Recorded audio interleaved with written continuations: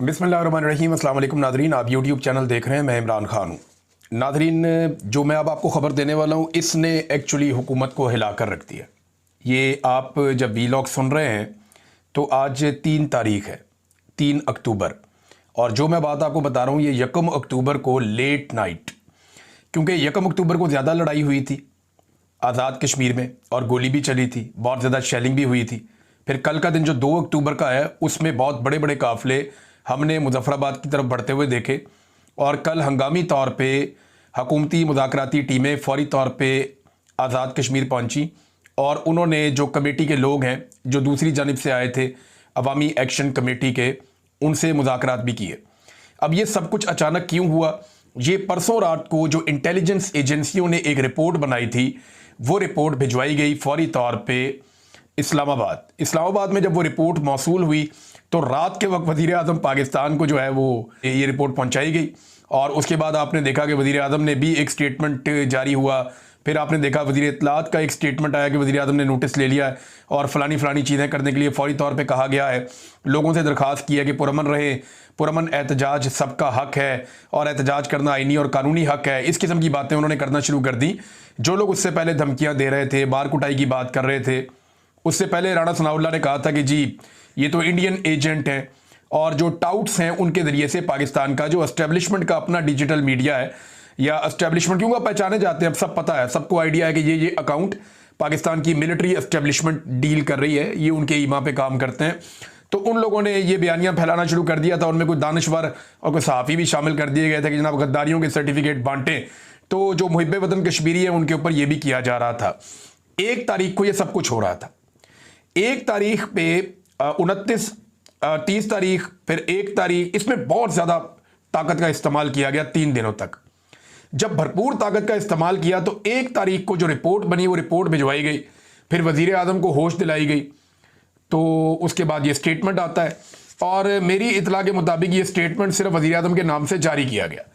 वज़ीर आज़म जो है वो भी इस तरह का स्टेटमेंट इस तरह जारी ना करते, लेकिन हालात इतने ख़राब हो गए थे कि मिलिट्री एस्टेब्लिशमेंट को यह फैसला करना पड़ा कि अब सियासतदानों को आगे करो।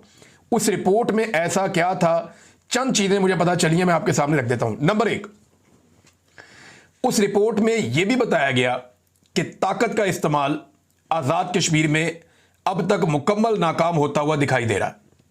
नंबर 2, यह भी बताया गया कि गोलियां चलने के बावजूद, लाशें उठाने के बावजूद, जख्मियों को अस्पताल पहुंचाने के बावजूद कश्मीरियों की तादाद कम होने की बजाय मुख्तलिफ जगहों पे बढ़ती है।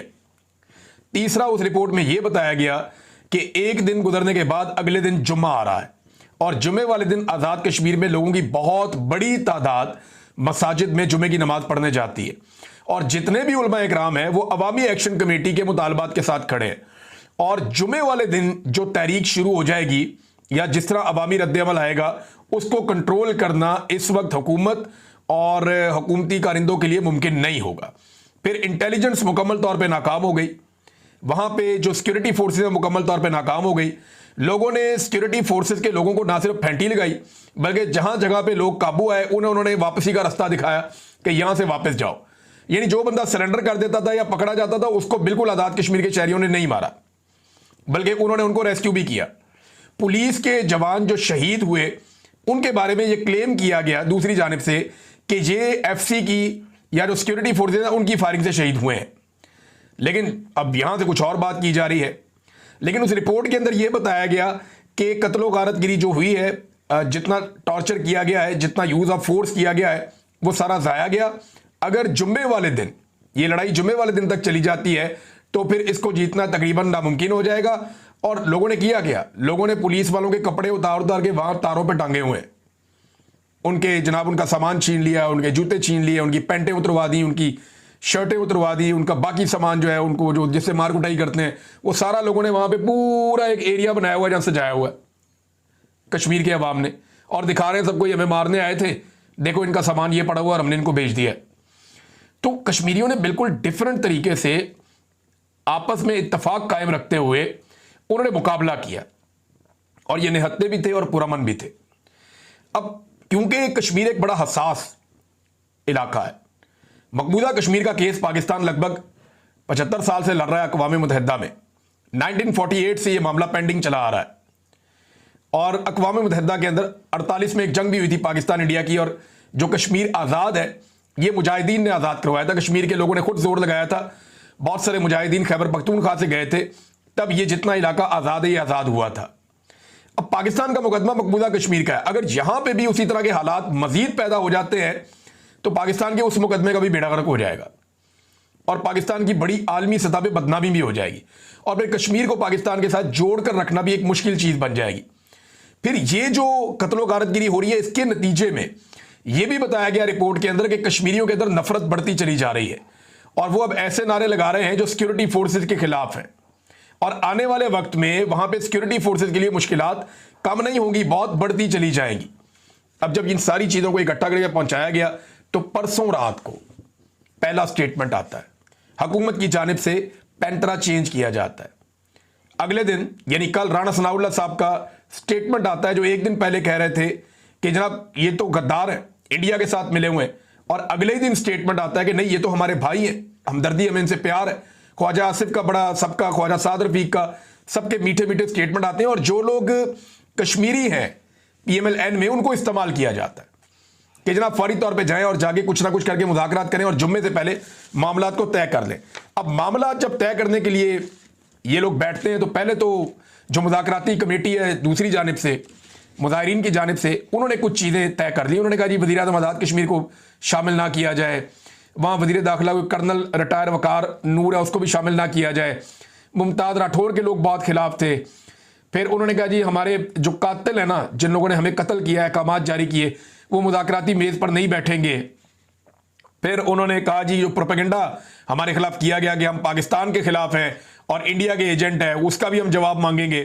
तो इस किस्म की बहुत सारी चीज़ें जो हैं वो उन्होंने तय की। यानी मुस्लिम कॉन्फ्रेंस की तरफ से जो फायरिंग हुई और इसके बाद जो काफिलों के ऊपर जो असला ले जाने का एक झूठा इल्ज़ाम लगा कि लोग मुसल्ला थे, इन सारी चीज़ों पे उन्होंने कहा जी कि हम जवाब मांगेंगे, भारत कातिल है, हमें भारतीय एजेंट कहना संगीन और नाकाबिले कबूल इल्ज़ाम है।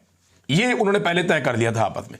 अब सोराब बरकत साहब ने जो न्यूज़ दी है उनकी इत्तला के मुताबिक जो हुकूमत के और मुज़ाकराती कमेटी के बीच में, जो अवामी एक्शन कमेटी है, इनके बीच में जो बातचीत हुई है, इसमें जो चीज़ें तय हुई हैं वो क्या है मैं आपको बता देता हूं। नंबर एक, जो 12 सीटें हैं जिनका फड्डा है असल में, जिनके जरिए से एस्टेब्लिशमेंट कंट्रोल करती है आज़ाद कश्मीर की पूरी इंतजामिया को और पूरी हुकूमत को, वो 12 सीटों के फंड फौरी तौर पर रोक दिए जाएंगे, नंबर एक। नंबर दो, इनकी वजारत 2 तक महदूद कर दी जाएगी। नंबर 3, इनके खात्मे के लिए एक कमेटी बनाई जाएगी जिसमें अवामी एक्शन कमेटी का एक मेंबर शामिल होगा। यानी इन 12 सीटों को अब खत्म कर दिया जाएगा और उसके लिए पहले एक कमेटी बनाई जाएगी। इन सीटों का आइंदा वजीर आजम के इंतखाब से कोई ताल्लुक नहीं होगा। यानी अगर ये सीटें रहेंगी तो वजीर आजम का इंतखाब नहीं कर सकेंगी, ये ना ये हुकूमत गिरा सकेंगे ना ये हुकूमत बना सकेंगे। एक सिंबॉलिक वैल्यू के तौर पे इनको रखना तो आप रख लें। इसी तरह मुराद फौरी तौर पे कम की जाएंगी जो मुराद दी जाती हैं और बाकी मुतालबात भी फिर साथ साथ मान लिए जाएंगे। अब ये सोच मौजूद है कि अवामी एक्शन कमेटी अब आपस में फैसला करेगी और फिर मुज़ाकरात आगे बढ़ेंगे। ये डेवलपमेंट हुई है और अभी तक दोनों के बीच में दोबारा मुज़ाकरात कब होने हैं मेरे पास इसके बारे में इंफॉर्मेशन नहीं है, क्योंकि हुकूमत ने कुछ चीज़ें तस्लीम की हैं, कुछ चीज़ें रिक्वेस्ट की हैं। अब वो बातें जो है वो दोबारा बैठेंगे अवामी एक्शन कमेटी के लोग और वो बैठे भी हैं। वो क्या चीज़ें तय करते हैं इस वक्त मेरे पास, क्योंकि वहाँ डेवलपमेंट नहीं आई, तो अभी जब मैं रिकॉर्ड कर रहा हूँ उसके बारे में मुझे नहीं पता, लेकिन ये ज़राए से खबरें आई हैं, मैंने आप तक पहुँचा दी हैं। तो ये जो एक इंटेलिजेंस की रिपोर्ट आई हुकूमत के पास और इस्लामाबाद में पहुंची, उसने सबको हिलाकर रख दिया और ताकत वहां पे नाकाम हो गई थी। ज्वाइंट अवामी एक्शन कमेटी एक और बात कहती है मुराद के बारे में, वो ये बताते हैं कि जी असेंबली के 53 मेंबर्स हैं, वजीर इनमें से 34 हैं, यानी 53 की टोटल असेंबली है। एक को अपोजिशन में डाल देते हैं और 34 उसके अंदर वजीर हैं इस वक्त, 10 उसके अंदर मुशीर हैं इस वक्त, वजीर आजम और सदर 2 बीच में ये भी शामिल है। तो जो लगभग 100 के करीब लोग हैं जो बड़ी मौज कर रहे हैं इस वक्त आज़ाद कश्मीर में, और अब जो 310 अरब रुपए का इनका बजट है उसमें से ये लोग बताते हैं कि बजट का एक बड़ा हिस्सा जो कि 62 अरब रुपए बनता है वो इन लोगों पे खर्च कर दिया जाता है। यानी अगर इन 100 लोगों पे तकसीम करें तो 62 करोड़ रुपया फी शख्स सालाना खर्च किया जाता है। ये मुराद याफ्ता लोग जो हैं, ये इतने ताकतवर लोग हैं। यही पैसा अगर अवाम पर खर्च किया जाए तो आज़ाद कश्मीर के हर ज़िले को 6.2 अरब मजीद मिल सकता है, जिससे वहाँ की अवाम की किस्मत बदल सकती है। और ये पैसा अवाम को मिलना चाहिए। ये मुराद सियासतदानों को और अय्याशी करने वाले ब्यूरोक्रेट्स को, और ये 100 अफराद तो मेन है ना बीच में, कहते हैं इन 100 अफराद के ऊपर रियासत पैसे का एक बहुत बड़ा हिस्सा खर्च कर रही है, जो ज्यादती है। ये पैसा उन पे खर्च नहीं करना चाहिए, बल्कि अवाम पे खर्च करना चाहिए। ये एक इनका बड़ा मुतालबा है। अब नादरीन, मुज़ाकरात के अगले दौर में क्या होता है, क्योंकि आज का दिन फिर बहुत इंपॉर्टेंट है। आज जुम्मे का दिन है, लोग जुम्मे की नमाज के बाद निकलेंगे और डेफिनेटली निकलेंगे, क्योंकि एस्टेब्लिशमेंट को इससे पहले अपनी ताकत पे बहुत गुरूर था, बड़ा तकब्बुर था। कश्मीर अवामी एक्शन कमेटी ने बहुत पहले अपने मुतालबात रखे थे, कई हफ्ते इसको गुजर गए हैं और डेडलाइन उन्होंने दी हुई थी, लेकिन जो रौनक थी, फिरौनियत थी, वो इतनी ज्यादा थी कि कोई फर्क नहीं पड़ता, इनको निपट लेंगे इनसे इस दफा। लेकिन अब जनाब मुज़ाकरात की कोशिश की जा रही है और लाशें गिराने के बाद जो है वो होश आई सबको, और अब मुज़ाकरात इस वक्त चल रहे हैं। अवामी एक्शन कमेटी के जो लोग बातचीत करते हैं, उन्होंने चंद बातें बड़ी कैटेगोरिकली की हैं। उन्होंने कहा जी हमारा इंडिया से कोई ताल्लुक नहीं है, भारत हमारा अज़ली दुश्मन है, कश्मीर पर जो भारत ने मुजालिम किए हैं उन पे हम उन्हें कोई मार्जिन नहीं देंगे।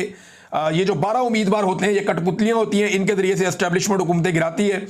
और हमारी बुनियादी हुकूक की एक तहरीक है, अगर हमारी पहली क़यादत पकड़ी जाती है, गिरफ्तार होती है, तो हमारी दूसरी क़यादत, और अगर वो गिरफ्तार होती है तो फिर हमारी तीसरी क़यादत का भी बंदोबस्त है, और अवाम हमारे साथ है। उम्मीद है कि हम ज़रूर कामयाब हो जाएंगे। नाज़रीन, ओवरसीज पाकिस्तानी जो कश्मीरी मौजूद है पूरी दुनिया में, उन्होंने भी एहतजाज शुरू कर दिया है। न्यूयॉर्क में ओवरसीज पाकिस्तानियों का कॉन्सुलेट के सामने